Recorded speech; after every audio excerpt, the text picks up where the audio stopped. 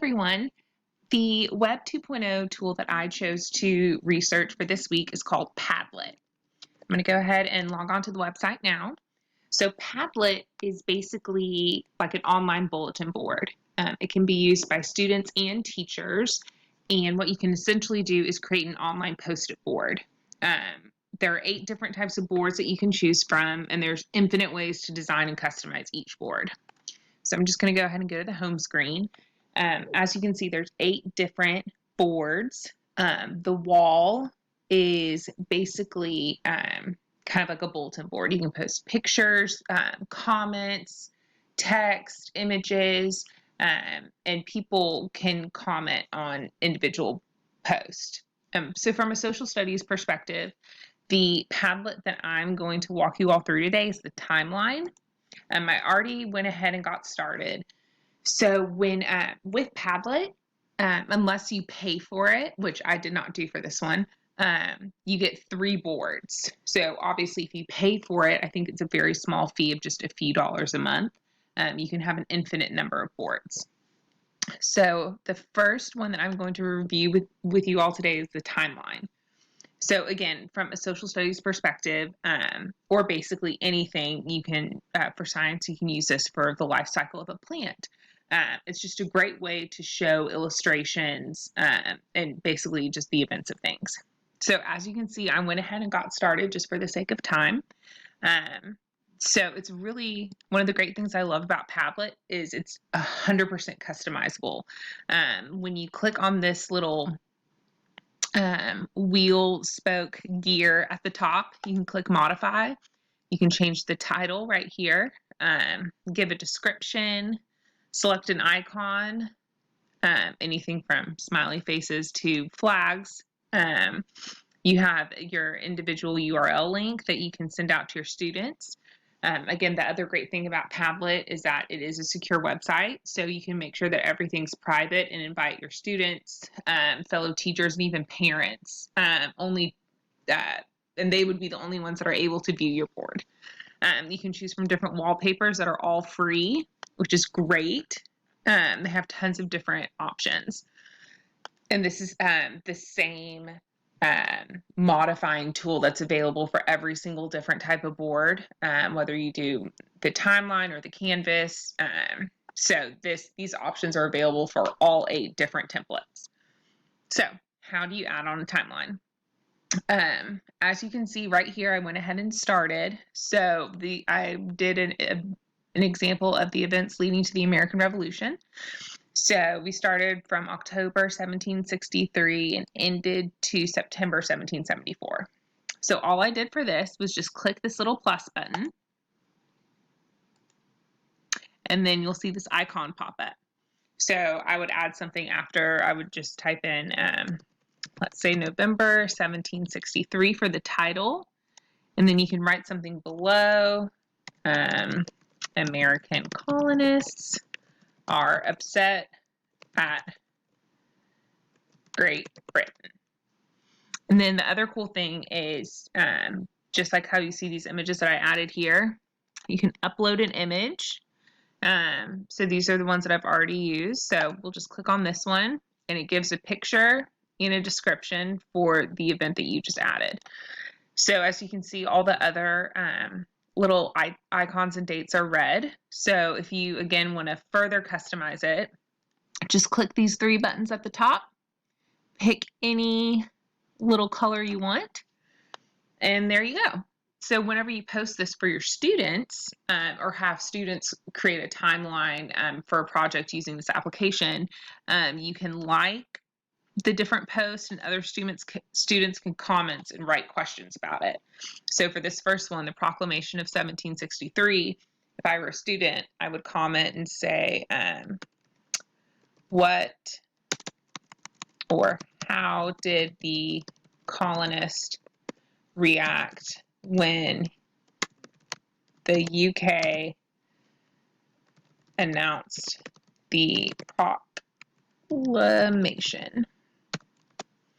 And then I would just go ahead and post it, and then people can respond. So it's basically like a little instant message. So you'll see that it pops up there. So, and again, you can add like literally up to 100 different events for this. So this is great not just for history, but for English language arts. If you were talking about the book and wanted to go over like major points of the book, this would be a great tool to use as well. So I'm going to click back on the little Padlet screen. One of the other great tools that I liked was this is basically just like an ongoing chat tool that you can use. So it's basically like an online instant message forum. So if I were to create a topic about the American Revolution, this could be a great review tool for students. If everybody was studying for a test, they can ask questions back and forth. So that is another great tool to use. Let's look at the other Padlet options. That was the stream that I just showed you. Oh no, that was the back channel. Sorry. So one of the other great tools that I love is just the wall. So this is basically just like a giant bulletin board that students can use. So for a research project, if you gave students a project for science to go over the life cycle of the plant, they could easily just create a really cool collage and insert different videos, pictures, pretty much anything that you can think of. So I'll go ahead and walk you all through this. This is the same modification tool that I showed you with the timeline. So we'll say the life cycle of a plant, update the description, plant life cycle. So let's say the wallpaper, we want to pick something kind of cool. Let's see if they have anything outdoorsy. Perfect. A plant. It's amazing. And you can also have the option to add your own color scheme. So this is really cool. You want to make sure that you turn on the comments. And you can also turn on reactions. People can like, vote, give it a star. For instance, if students were doing a project, teachers could use the star to grade them, give them 4 out of 5 stars, and even do the actual grade. Obviously, I think if this was a collaboration tool that all students are using, I would probably only do the like, because I don't think that you would want students to be able to give a thumbs up or a thumbs down to their fellow classmates. You just wouldn't want anyone to receive a thumbs down. So we'll go next and then start posting. So all you do is you can double click anywhere, you can type something, so you can give a full kind of rundown of the life cycle of a plant. You can also take a picture, hyperlink a video, or just insert something that you find from Google. So there really are just so many different things. You can have students record audio from a microphone. They can make their own video. They can doodle, or they can also link it to another Padlet. So when comparing Padlet to Flipgrid, I think one of the things that I liked most about this is just how you can make it so specific to your own content area.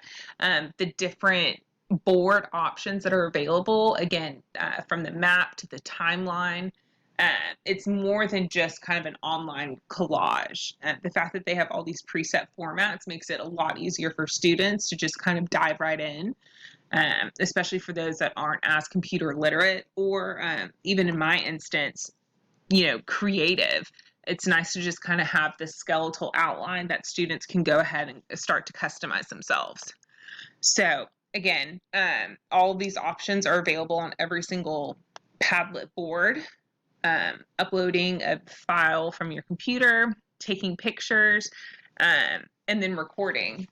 I think one of the great things about recording too, just from a student collaboration point of view, is students can record themselves giving feedback to other students' projects, or you and your students can engage in one-on-one kind of online video journal. This can help improve student communication skills. It also gives students a chance to speak up, especially those that are more hesitant to do so in class.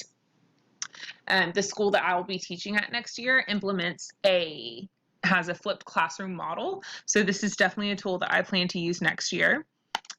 one of the last cool things that I wanted to show you all on the Padlet board is the map.